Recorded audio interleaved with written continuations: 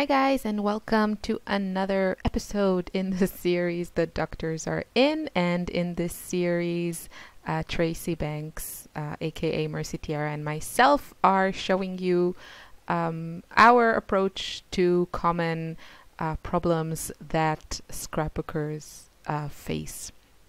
So we are both doctors in our real lives and as opposed to our YouTube lives. So we kind of made it our theme. And when we open our weekend clinic, well, till now, this is our second one. We show you how we assemble our supplies in a video that shows how we assemble a mini kit. And then we have two process videos using that kit. And the first installment in the series was about dealing with scrappy block, so how to get you going. And in this one, we are tackling using older supplies, how to make them work for you, work with your changing style, and yeah, just make it exciting. You know, obviously a lot of us have a budget and or just we want to use up our stuff and not just buy new stuff all the time. So hopefully this weekend clinic will help you yeah, with that. So I already made one layout with this with these supplies that I just pulled out of my stash. I like shopping my stash. It's a nice place. It's fun, but I have very little time for scrapbooking, and I'm sure a lot of you can relate to that. So I would still rather scrapbook than shop my stash. That's why I think also in the first installment, I assemble these kits without a lot of thought. I just grab stuff I like. I don't think too much about it. If I have enough stuff, I don't go on searching if, you know, I can find something better or prettier or whatever. I just work with what I have. And if I feel like I need something during my process, then I just go get it. And then I have a more specific idea of what I need instead of just, you know, looking through my stash. So I decided I was looking through the stickers from the Finley collection by Glitz Designs that I pulled. I have just a couple of papers and some stickers left from I was showing you there that you can also use the covers of your paper pads because they can be fun to cut out. They have a lot of patterns. I already used mine on that particular paper pad. So this is going kind of fast and let's see if I can keep up.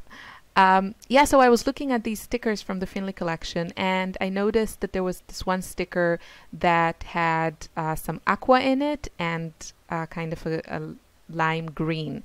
And these are older supplies, but aqua is one of my current favorite colors. So I just went with that, and I'm going to make an almost monochromatic look. I'm going to have a lot of aqua and then pops of lime green.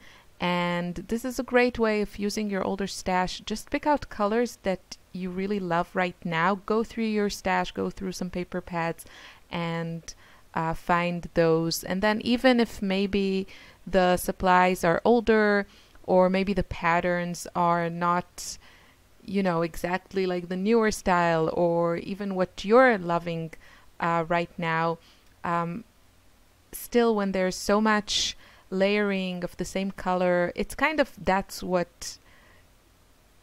feel of the layout. That's how I felt. I mean, I used supplies I love. I don't want to force myself to use something or make something that I don't like, but I don't know what I was where I was going with that. So I want to just use my older stash and make it work for me.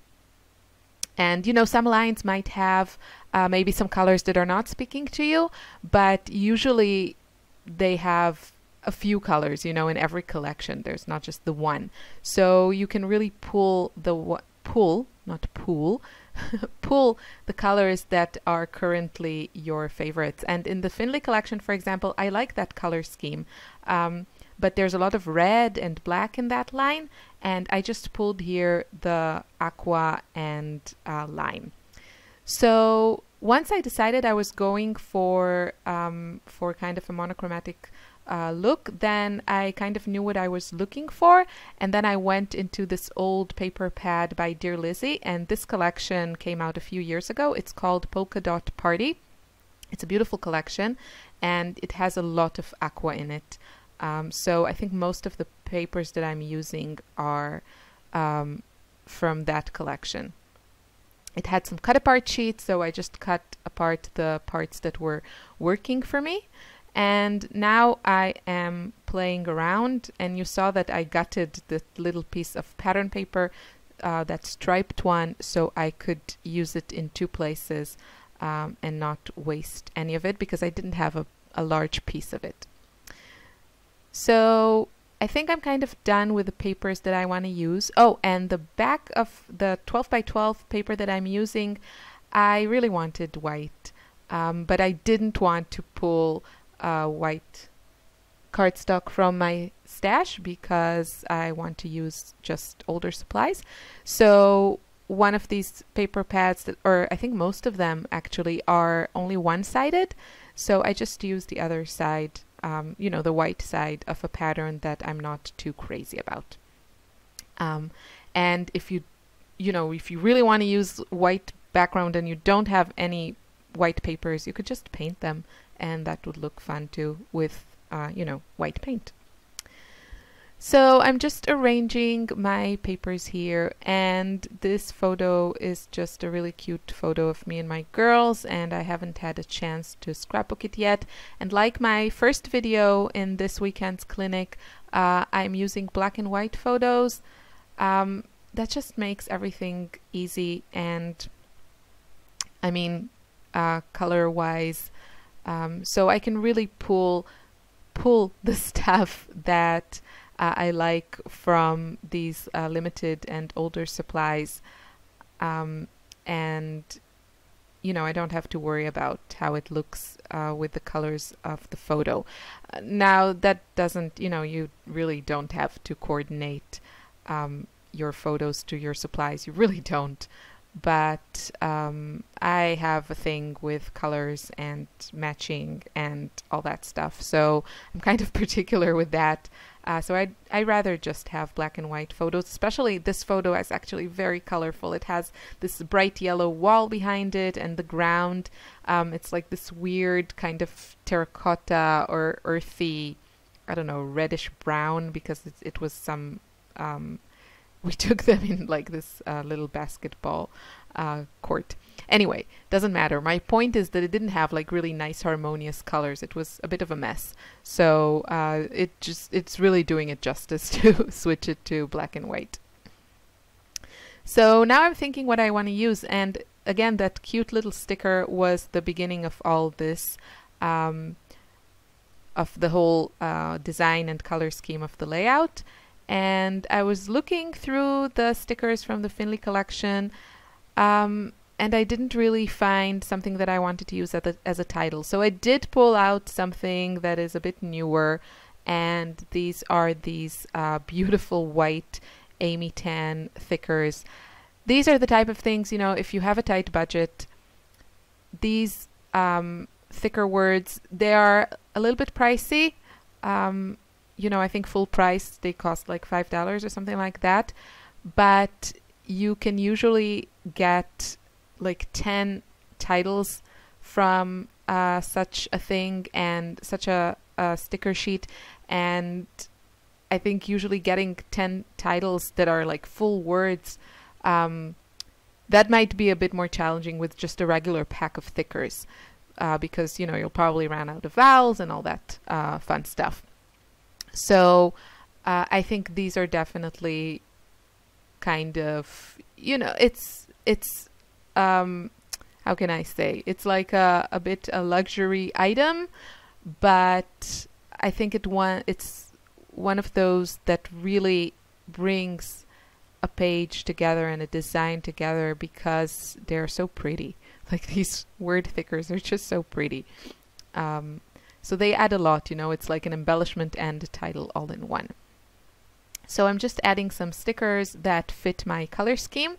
And also, if you don't have something like these white thickers, you could, if you have a die cutting machine, you could use that and just cut it out of white cardstock, or you can fussy cut a title, or you could just paint white any older or newer thickers that you have in your stash. Just use some white paint. You know, you can buy for $1 or $2 a bottle of white paint and use that on everything, and then you don't have to worry about matching your colors and finding something that coordinates.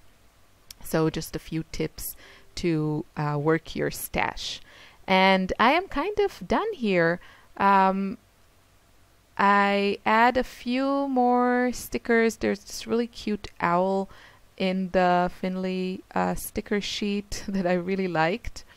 So yeah, I'm just moving things around. I don't know what was bugging me there. It seems fine on video, but obviously it was very disturbing while I was doing it, so I had to change it up a bit. And I'm just looking if there is something. I don't want to add more colors here, so I'm just looking for which stickers I can use that match my color scheme. And there are a few arrows that work for me if they don't fall apart. A little they did. I don't know if I found a place for that arrow. I think the black was just somehow not working. Or was it working? I can't remember. I made this a couple of weeks ago. I guess not. I guess it was a bit too harsh. So I went with the softer one. Not there. I think it's going to go on the other side. Yeah, I just wanted something to point to the direction of the title.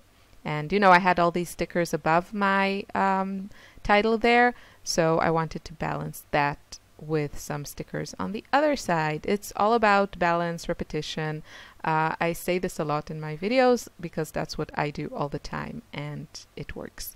And now I am just doodling. I don't know what's up with me and that weird pencil doodles, but I don't know, I feel it's a little bit of me, extra me going into the layouts, and just add something. You know, you could also just outline the layout with a black pen. I think actually I should have done that if I didn't. I think I'll go back and do that to really frame the layout because it feels a bit, it feels like it needs it. So I think I'll go back and do that. And that's it.